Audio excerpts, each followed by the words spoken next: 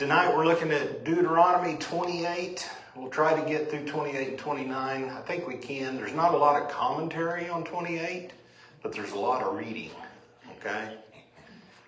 So I'll probably do a lot of the reading because it's a lot of reading. Brother Epperson, you want to read the first one? And I just set the stage. Just rewind last week. Moses is getting ready to die. God's already told him, you guys are getting ready to go over to the promised land. These last things we've told you for the last 40 years, telling you again. And he's just reminding them, okay, hey, look, all these things, you made a commandment back on Mount Orb, Sinai, but that was your parents, okay? Because 40 years have passed and everybody that came across, because of their rising up against Moses, but God, they died off. So now we're here 40 years later and they're telling the kids the same thing. And they've told them now, we're going to do the blessings over here on Jordan's side, on the east side of Jordan, and we're going to do the curses on the west side of the Jordan River. And it's two mountains, and you're kind of in a valley in between. And what we said is they'll do the blessings, and the people say amen, and then they'll do the curses, and they'll say amen. And it was about 500 yards. It was kind of long, but a big valley. So that's where we're getting ready to go into right now, just to kind of set the stage. Okay, Brother Epperson? Now it shall come to pass, if you diligently obey the voice of the Lord your God, to observe carefully all his commandments which I command you today, that the Lord your God will set you high above all nations of the earth, and all these blessings shall come upon you and overtake you because you obey the voice of the Lord your God. Okay. The big word in here is if you diligently obey. Up until now, they've not had a good track record for 40 years. And the problem that it was is that they had 400 years that they were in Egypt. And before they came into Egypt, they were just 70. It was Jacob and his sons, the 12 sons. Of course, 11 actually, because Joseph was already down in Egypt. They had sold him to the Egyptians and their families that was with them. And it tells us that there were 70 that went down in there. 400 years have passed, 400 plus years have passed, and the pharaohs have forgotten, all the people of Egypt have forgotten who Joseph was and who kept them for, basically surviving, because there was a 7-year drought, and Joseph interpreted the dream correct way, and Pharaoh said, I need to put somebody in charge to take care of us, to manage it. Well, Joseph was that person. He was a good manager. He brought the crops in. And by the time the drought was finishing, or the last couple of years of finishing, the people had even came and sold themselves because they didn't have anything else to sell. They gave their they gave their animals to Egypt, Pharaoh or Ramses or Joseph, basically. They gave them money first, then they gave their animals, then they gave their land. Finally, they just gave themselves. That's all they had to give. Now, think of a drought. You have 7 years of drought. And then, okay, we're going to start. Well, you got to plant that plant. Plant the seed. He had to have had 7 years to eat with, and then some start seed to start with.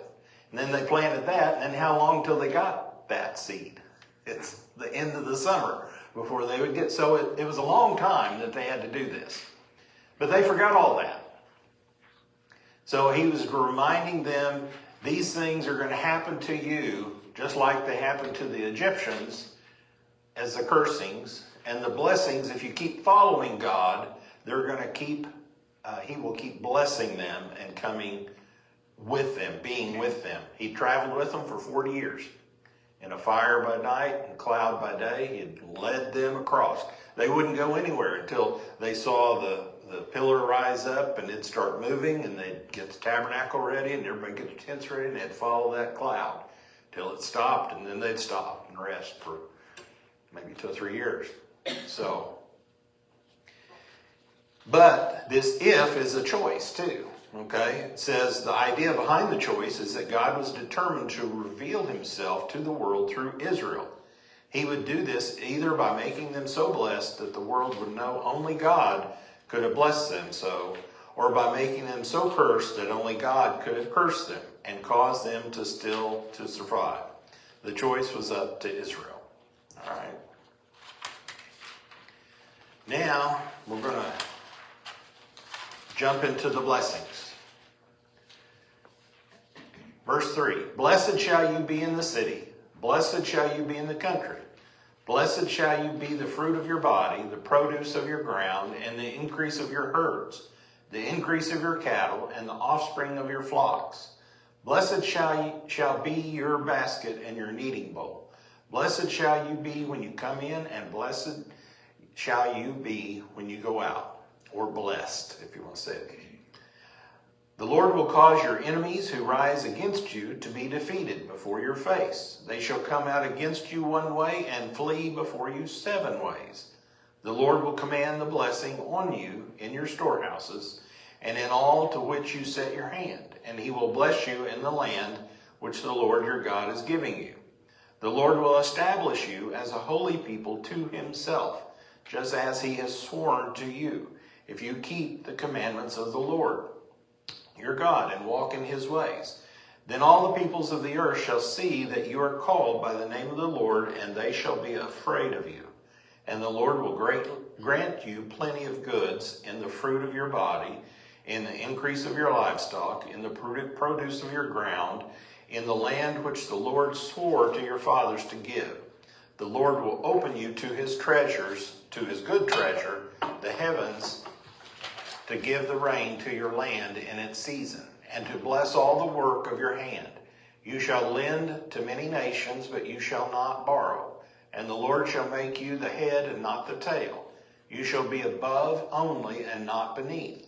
If you heed the commandments of the Lord your God, which I command you today, and are careful to observe them, so you shall not turn aside from any of the words which I command you this day to the left, or to the right, or to the left, to go after other gods to serve them. Okay? So he's telling them, if you'll just follow me. He's already shown them the examples. Red Sea was opened up. They were going across. They didn't have to fight one bit.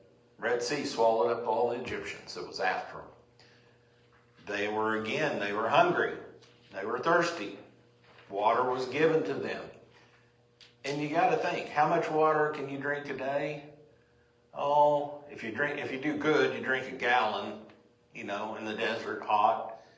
Okay, so 2 million gallons of water a day. Plus, all the animals you got. You got to give them water. So that was not a trivial amount of water to get. So it was a lot for them to have. So he's telling them, if you will just keep following me, as Moses has shown you, then you'll be great. You'll do fine. You'll take this land, no problem. Okay? If they come at you one way, they're going to flee 7 ways. They just, if they're coming at you, they're going to take off. And we see that several times later on as we read through the Old Testament, that they don't even a lot of times have to fight at all. Okay, but the big one is the next one. You want to read that for us, Iris? 15, verse 15 on page 4. What happened? What'd you say? Page 4. 28:15? Yeah. What's the first word? But. Yeah. If you do this, but, okay. But it shall come to pass, if you do not obey the voice of the Lord your God, to observe carefully all his commandments and his statutes, which I command you today, that all these curses will come upon you and overtake you. Okay. So he's getting ready to tell them, you've got to do this. But if you don't do it, This is what's going to happen. And it's not only the curses he's getting ready to, well, it'll include those, but it includes the ones back from Egypt too. All those curses that's going to come upon them if they don't believe, if they don't follow after them. And we can see, we know, as it's history, what happened. Things happened to them after that. They would have a great war. They'd have a great, good beginning at Jericho. And then the next town they tried to conquer, Ai, dismal failure. Because they didn't follow what God said on Jericho. They did, they got it, but then God told them something. We're getting ahead of ourselves there, but that's what happened. The curses are going to be upon them if they don't follow what God says. Okay? They have to obey the word of the Lord, the verse of the Lord. Now hang on. This is the rest of it. Okay? Not only blessed, now you're cursed shall be you in the city. Cursed shall be you in the country. Cursed shall be your basket and your kneading bowl. Cursed shall be the fruit of your body and the produce of your land, the increase of your cattle and the offspring of your flocks. Cursed shall you be when you come in, and cursed shall you be when you go out. The Lord will send on you cursing, confusion, and rebuke in all that set your hand to do until you are destroyed and until you perish quickly, because of the wickedness of your doings in which you have forsaken me. The Lord will make the plague cling to you until he has consumed you from the land, which you are going to possess. The Lord will strike you with consumption, with fever, with inflammation, with severe burning fever, with a sword, with scorching, with mildew. They shall pursue you until you perish. And your heavens which are over your head shall be bronze, and the earth which is under you shall be iron. The Lord will change the rain of your land to powder and dust from the heaven. It shall come down on you until you are destroyed. The Lord will cause you to be defeated before your enemies. You shall go out one way against them and flee 7 ways before them. You shall become troublesome to all the kingdoms of the earth. Your carcasses shall be food for all the birds of the air and the beasts of the earth, and no one shall frighten them away. The Lord will strike you with boils of Egypt, with tumors, with a scab, with the itch, from which you cannot be healed. The Lord will strike you with madness, blindness, and confusion of heart. You shall grope at noonday as a blind person gropes in darkness. You shall not prosper in your ways. You shall not only be oppressed and plundered continually, and no one shall save you. You shall betroth a wife, but another man shall lie with her. You shall build a house, but you shall not dwell in it. You shall plant a vineyard, but shall not gather its grapes. Your ox shall be slaughtered before your eyes, but you shall not eat of it. Your donkey shall be violently taken away from before you, and shall not be restored to you. Your sheep shall be given to your enemies, and you shall have no one to rescue them. Your sons and your daughters shall be given to another people, and your eyes shall look and fail with longing for them all day long. And there shall be no strength in your hand. A nation whom you have not known shall eat the fruit of your land and the produce of your labor. And you shall be only oppressed and crushed continually. So you shall be driven mad because of the sight which your eyes see. The Lord will strike you in the knees and on the legs with severe boils which cannot be healed, and the sole of your foot to the top of your head. The Lord will bring you and the king whom you set over you to a nation which neither you nor your fathers have known. And there you shall serve other gods, wood and stone, and you shall become an astonishment, a proverb, and a byword among all nations where the Lord will drive you. You shall carry much seed out to the field, but gather little in, for the locust shall consume it. You shall plant vineyards and tend them, but shall neither drink of the wine nor gather the grapes, for the worms shall eat them. You shall have olive trees throughout all your territory, but you shall not anoint yourself with the oil, for your olives shall drop off. You shall beget sons and daughters, but they shall not be yours, for they shall go into captivity. Locusts shall consume all your trees and the produce of your land. The alien who is among you shall rise higher and higher above you, and you shall come down lower and lower. He shall lend to you, but you shall not lend to him. He shall be the head, and you shall be the tail. Moreover, all these curses shall become upon you, and pursue and overtake you, until you are destroyed, because you did not obey the voice of the Lord your God, to keep his commandments and his statutes which he commanded you. And they shall be upon you for a sign and a wonder, and on your descendants forever, because you did not serve the Lord your God with joy and gladness of heart, for the abundance of everything. Therefore you shall serve your enemies, whom the Lord will send against you, in hunger, in thirst, in nakedness, and in need of everything.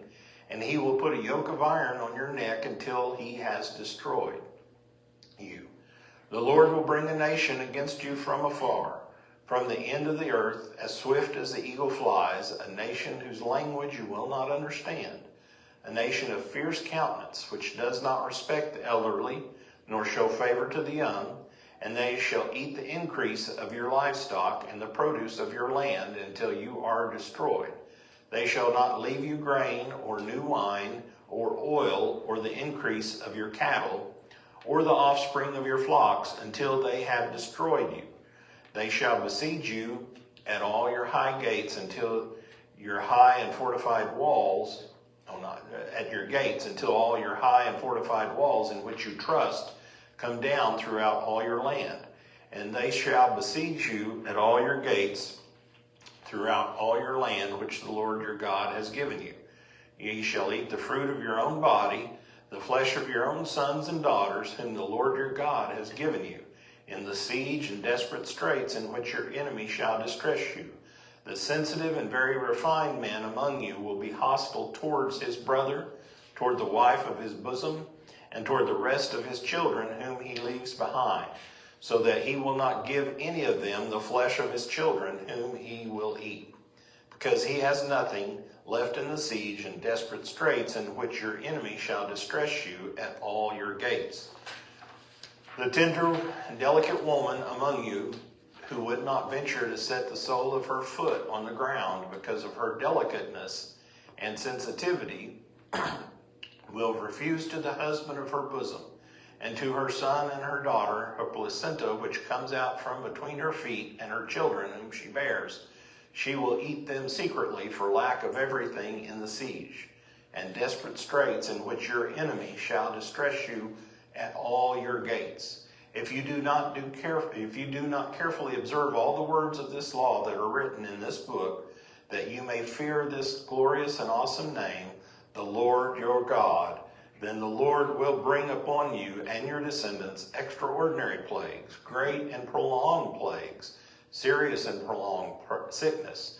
Moreover, he will bring back you all the diseases of Egypt, of which you were afraid, and they shall cling to you. Also every sickness and every plague which is not written in this book of the law will the Lord bring upon you until you are destroyed. You shall be left few in number, whereas you were the stars of heaven in multitude, because you would not obey the voice of the Lord your God. And it shall be that just as the Lord rejoiced over you to do you good and multiply you, so the Lord will rejoice over you to destroy you and bring you to nothing. And ye shall be plucked from off the land which you go to possess. Then the Lord will scatter you among the peoples, from one end of the earth to the other, and there you shall serve other gods which neither you nor your fathers have known, wood and stone. And among those nations you shall find no rest, nor shall the sole of your foot have a resting place. But there the Lord will give you a trembling heart, failing eyes, and anguish of soul. Your life shall hang in doubt before you. You shall fear day and night, and have no assurance of life. In the morning you shall say, "Oh, that it were evening." And at the evening you shall say, "Oh, that it were morning," because of the fear which terrifies your heart, and because of the sight which your eyes see. And the Lord will take you back to Egypt in ships, by the way of which I said to you, you shall never see it again. And there you shall be offered for sale to your enemies as male and female slaves, but no one will buy you. That's pretty tough. You know, Mm-hmm. 11 verses in the blessing, Mm-hmm. and there's 52 verses in the curse. Mm-hmm. And we ministers, and I include myself in that, okay, we spend more time on The blessings, yeah. It's even like, you know, I was talking to a pastor one time, we were talking about preaching on tithing, Mm-hmm. and he began to talk about the blessing of tithing. And I said, but do you ever preach about the curse if you don't tithe? Right. We've been guilty. Mm-hmm. We've been guilty that the voice, especially in charismatic movement, that you should be the head and not the tail. Mm-hmm. You hear that a lot. You hear those 11 scriptures a whole lot, Mm-hmm. but I can't ever remember Hearing that. one sermon be on these 52 verses. That's right. And it's a foretelling of what happened. If you go back and read all that and you said, man, that's terrible. That's what happened in their sieges. First of all, when Assyria came, and the Babylonians, they conquered Israel, and then they conquered Judea, and the last conquer was Jerusalem, and Hezekiah was there, and it was bad. Do you think, it was bad? It was bad. They were eating their own young because that's all they had left. They were, it said donkey dung or whatever would sell for a man's wages because that's all you could heat with, to heat something, because it didn't have anything. I mean, it's historically, Proven to be real. it's proven to be real. The Romans came through. They were strong. They didn't care who you were. They just conquered everybody. And they allowed the Jews to kind of have some say in that, where other countries they didn't. That was a blessing from God. But still yet, they are still under the curse because of that. This curse, if they're still following after that. Because, why? They didn't follow God. When they took everybody over to Babylon, it was a new place, new gods, a king. They had to worship the king. Only 4 of them didn't, the way we understand it: Shadrach, Meshach, and Abednego, and Daniel. Each one of these you go through and you just see it. This was written hundreds of years before it happened. God told them, this is what's going to do it. And sure enough, it did. They followed the Lord for a period of time. 400 or 500 years, maybe 1,000 years. So, yeah, it's everything's going to be against them if they don't follow God. It's going to be worse off than where they were at, basically. So the very first, Mhm. you're starting off, you said that when they sold everything, then they had to sell their self. Mm-hmm.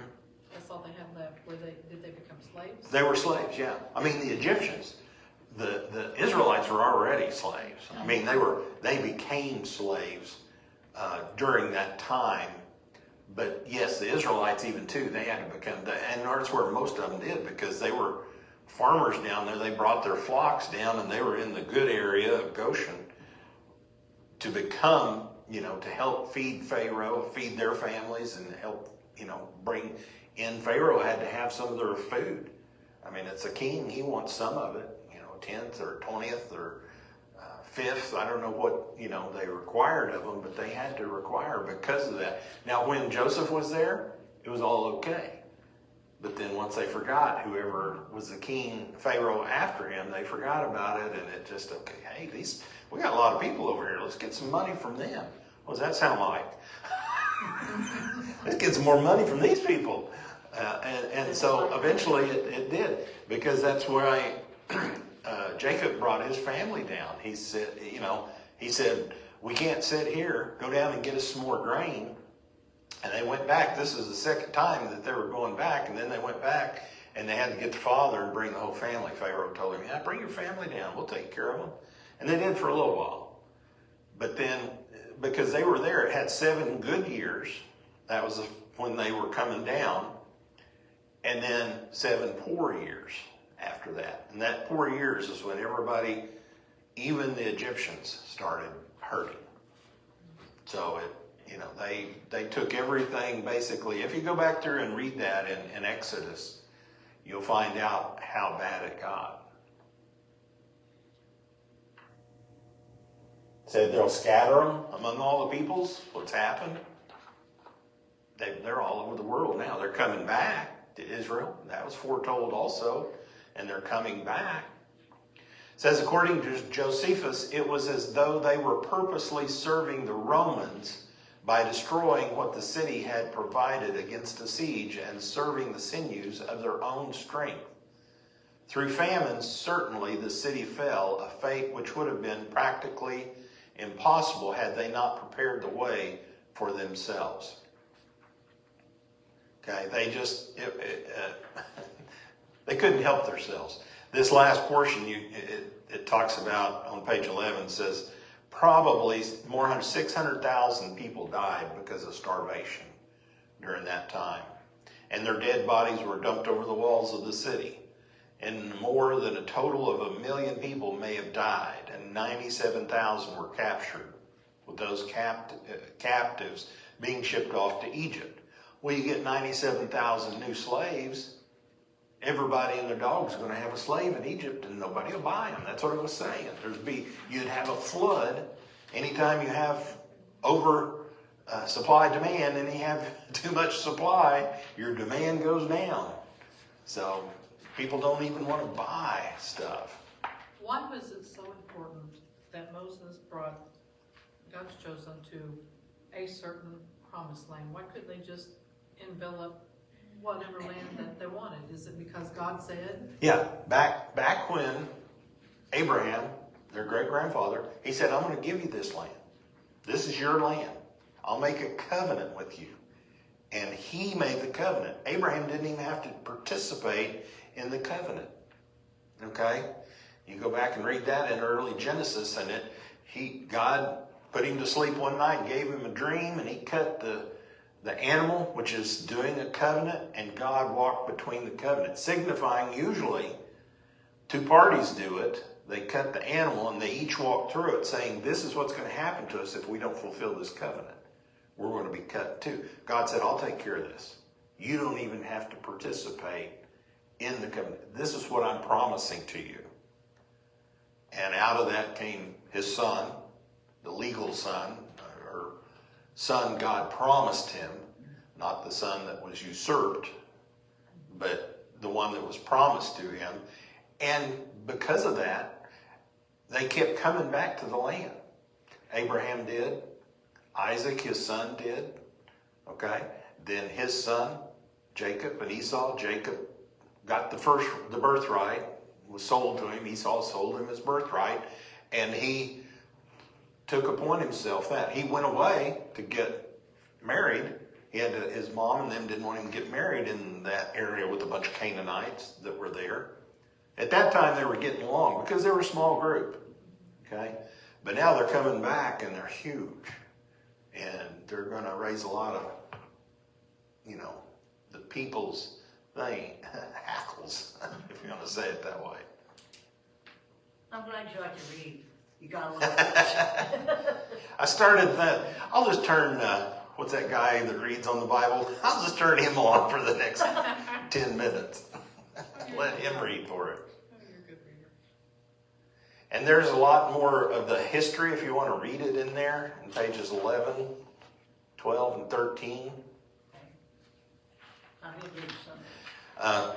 It's kind of, we were talking about this morning, Darla was, and page 13 says, for centuries, the worst enemies of Jews were the Christians, who thought they could help God by cursing the Jewish people. We want to help God out, so we're going to do the cursing. It said one time in medieval Rome, the Pope commanded procession of the Jews through the city where they presented a scroll of the Old Testament to the Pope. He received the scroll, said, beautiful law, you wretched people. The shameful history of the church against the Jews is recorded as what? The story of the Crusades. We were just as bad as some of them are today, except our God or die. God don't want that. He wants a chosen, a free will.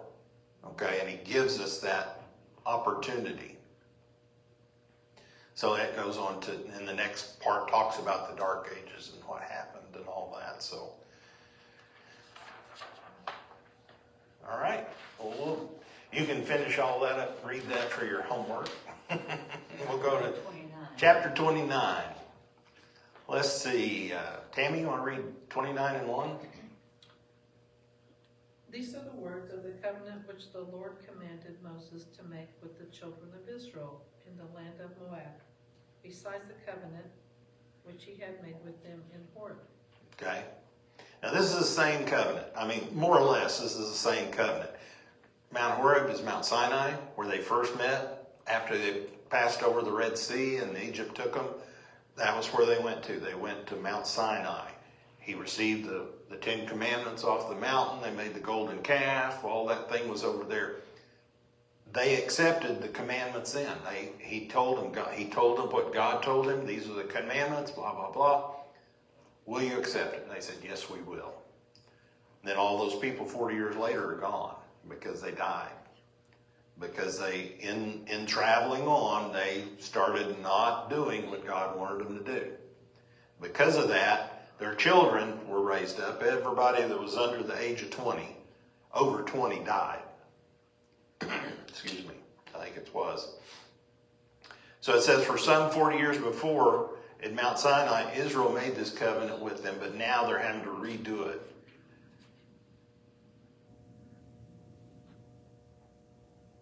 Okay, you want to read 2 through 4, Bertha?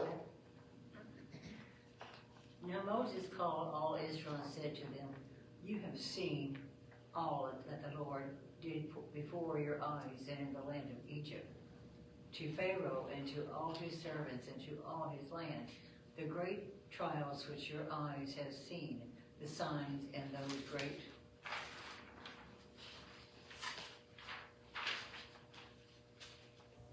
wonders. Yet the Lord has not given you a heart to perceive, and the eyes to see, and the ears to hear, to do this very day. Okay.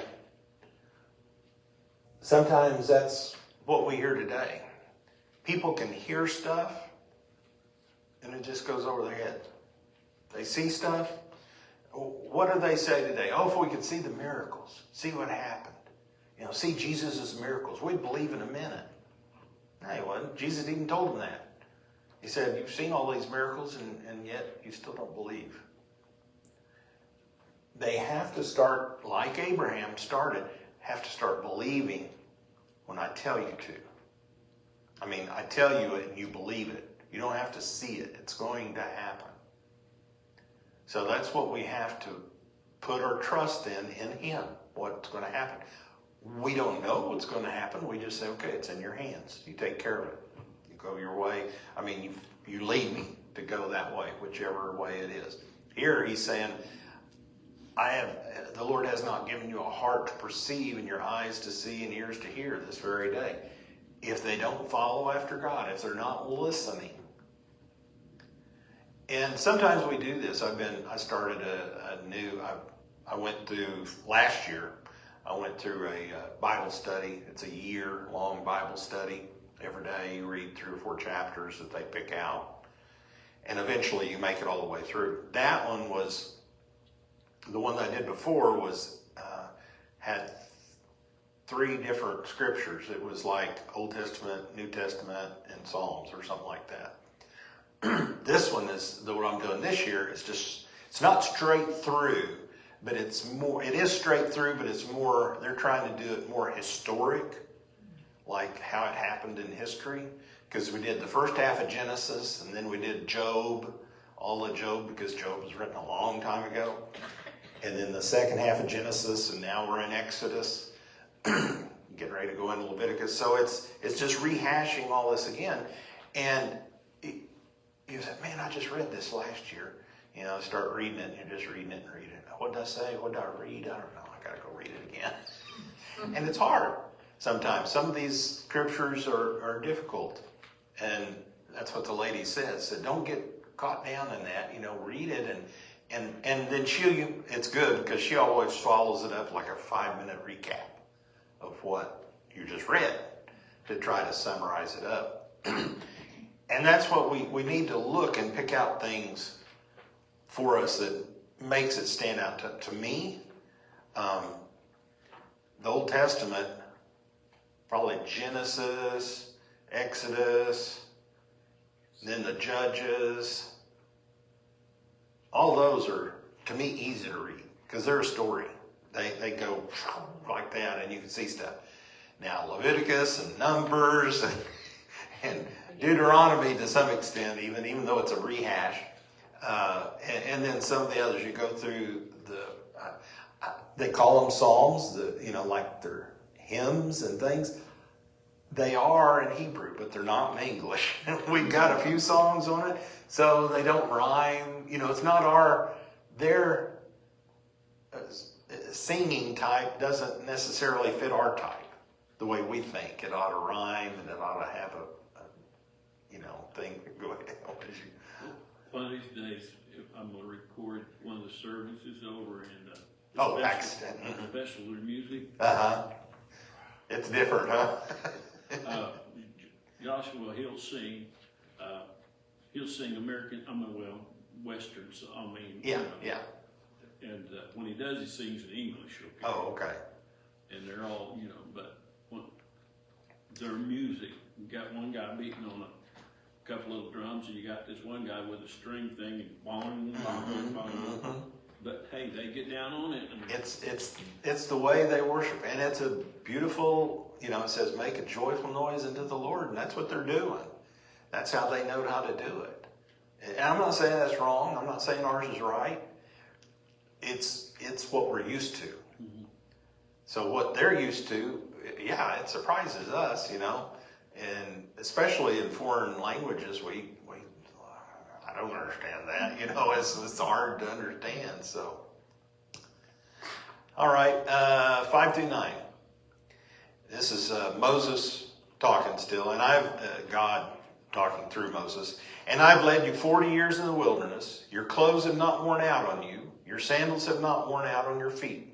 You have not eaten bread, nor have you drunk wine or similar drink, that you may know that I am the Lord your God. And when you came to this place, talking about where they're at right now, Sihon, king of Heshbon, and Og, king of Bashan, came out against us to battle, and we conquered them. We took their land and gave it as an inheritance to the Reubenites, the Gadites, and the half-tribe of Manasseh. Therefore, the words of this covenant, and therefore keep the words of this covenant, and do them, that you may prosper in all that you do. So again, Moses is just re-emphasizing that it's been 40 years since he's led them out, and there's many things taking place. Okay, just reminding them some of the miracles that they've seen. Not just the bread and the manna and the Egypt and the plagues and all that, but again, think about their clothes. They were walking in the desert, sometimes up to 10 to 20 miles a day, moving across 20 million people, walking in sandals made of leather. You would 40 years. For 40 years, right? All the times they washed their dresses and stuff. And all that. I was just dawned on me when, you think about that. But register and you think, I got a whole closet full of stuff, and half of it I couldn't wear if I wanted to. Mm-hmm. But they had the same few outfits. Right. They washed them and cleaned them and wore them. They didn't wear again and again and again for 40 years. Had that there suit for 40 years. So he's just reminding them of the goodness of God, what had happened to them, what he has given them in these 40 years. Okay? Not trying to build himself up at all. He's just saying that this is what's happened. Okay? Do you want to read the next page, Brother Everson? It's a little lengthy. 10 through 15. All of you stand today before the Lord your God your leaders and your tribes and your elders and your officers, all the men of Israel, your little ones and your wives, also the stranger who is in your camp, from the one who cuts your wood to the one who draws your water, that you may enter into covenant with the Lord your God, and into his oath which the Lord your God makes with you today, that he may establish you today as a people for himself, and that he may be God to you, just as he has spoken to you, and just as he has sworn to your fathers, to Abraham, Isaac, and Jacob. Now make the covenant and this oath not with you alone, but with him who stands here with us today before the Lord our God, as well as with him who is not here today with us. Okay. Now that's just re-emphasizing the previous chapter, okay? These blessings and these cursings, all that's happened and all that. So he's saying, remember all this. Now, this is going to be the covenant that you're going to, have to put up with, or going to be before you. So just remember all this as they stand there today. So they're all hearing it, they're all listening to it, and they're going to have to agree to it again. It says the covenant extended beyond those who stood before the Lord and Moses on that day. It also included him who is not with us here today.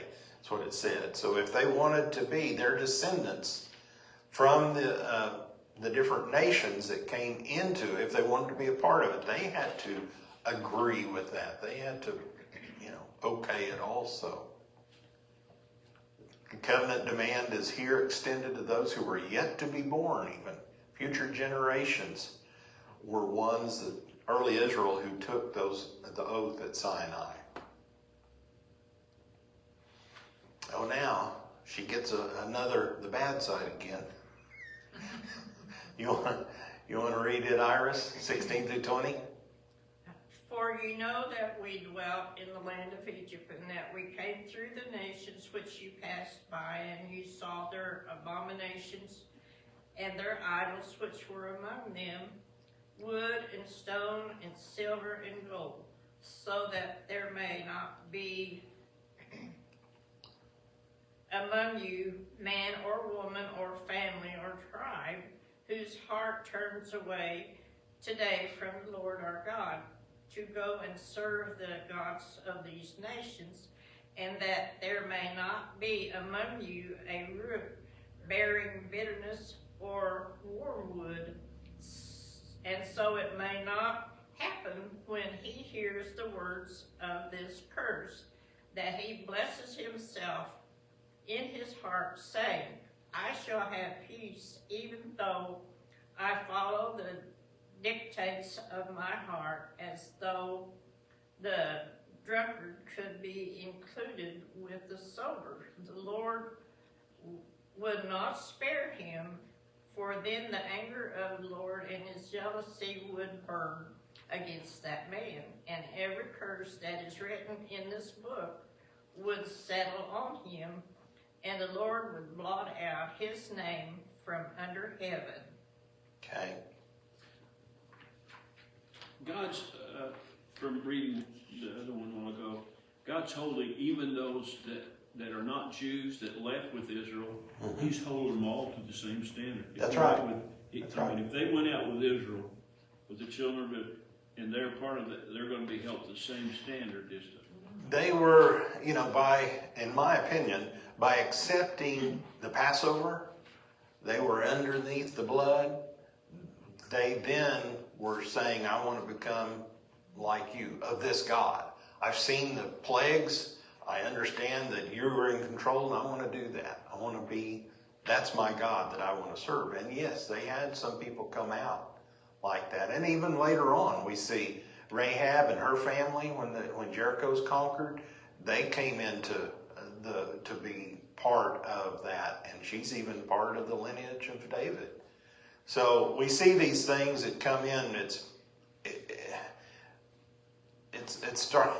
telling you pass through these areas. You've seen these people. They have abominations. They have idols. All that. That's what I don't want you to serve. I don't want you to be part of that any way at all.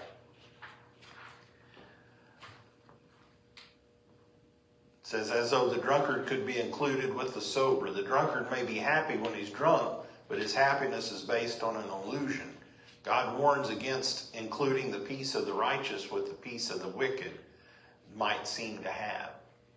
Today we have a lot of people that they feel comfortable in what they're doing, but they're going against God. Okay, and they need to be careful because they're going to reach that time one day that they said God's going to judge everyone upon what they've done. And it says the Lord will not spare him. This truth is plain. There is no peace, says the Lord, for the wicked, in Isaiah 48:22. Score is going to be settled one day in eternity. 21 through 28, Tammy? And the Lord would separate him from all the tribes of Israel for adversity according to all the curses of the covenant that are written in this book of the law, so that the coming generation of your children will rise up after you, and the foreigner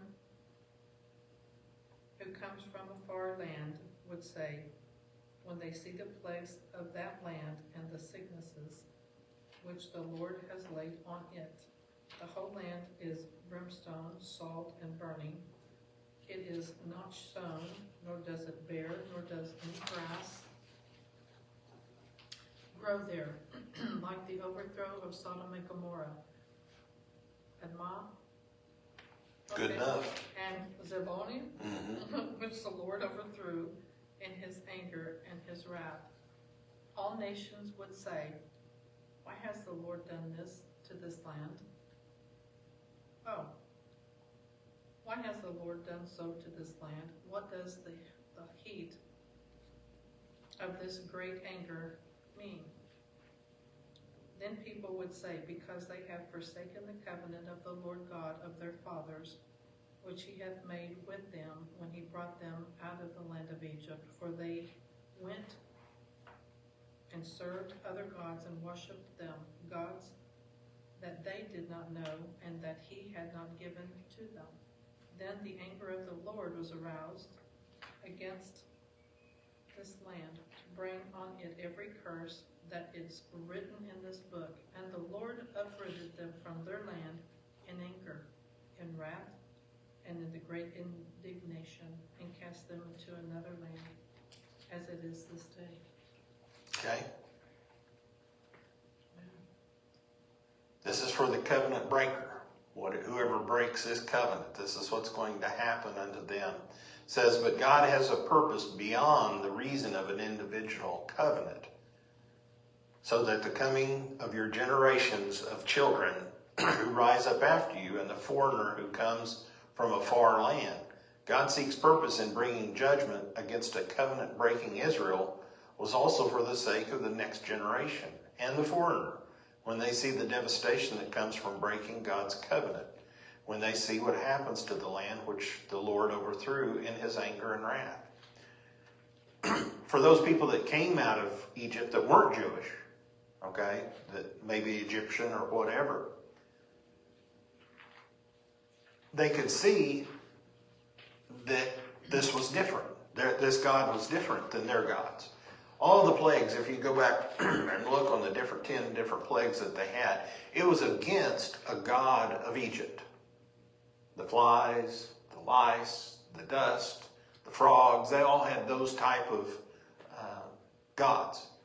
And their priests could replicate some of the work, but not all of it. Okay, so they did that, and because of that, that's what he's telling them here in these generations. The next generation will hear this. They'll see this, and they'll see what has happened to these people and how this generation either did or did not follow the covenant. And because of that, that's why they are, captured in this way. They didn't fulfill all that God wanted them to do. It says God's purpose in bringing judgment against a covenant-breaking Israel was also for the sake of all nations, just not Israel. When they see what happens to a nation who forsakes the Lord, they will be warned to obedience. Okay, Bertha, you want to read the last verse there? It's on page 22. The secret thing belongs to the Lord our God, but those things which are revealed belongs to us and to our children forever, and that we may do all the words of this law. Okay. That, to me, it brings about the secret things belong to the Lord. There are many things that we can't know now. And we may be disappointed a little bit when we get to heaven, because I'm sure there are going to be things that we don't know then. But it'll be okay then, because we're going to be too busy worshiping the Lord. But that's what God, how did you make the world? How did you make in the beginning? And he said, that's way above your head, son. Don't worry about that right now. Okay? I mean, you just start thinking about some things like that, and it's just like, we don't really need to know that. Yeah, it'd be nice to know maybe, the scientists or whatever, but some things God does, we aren't ever going to quite understand because he's so far above us. And it tells us that in so many places. So, any questions? Comments?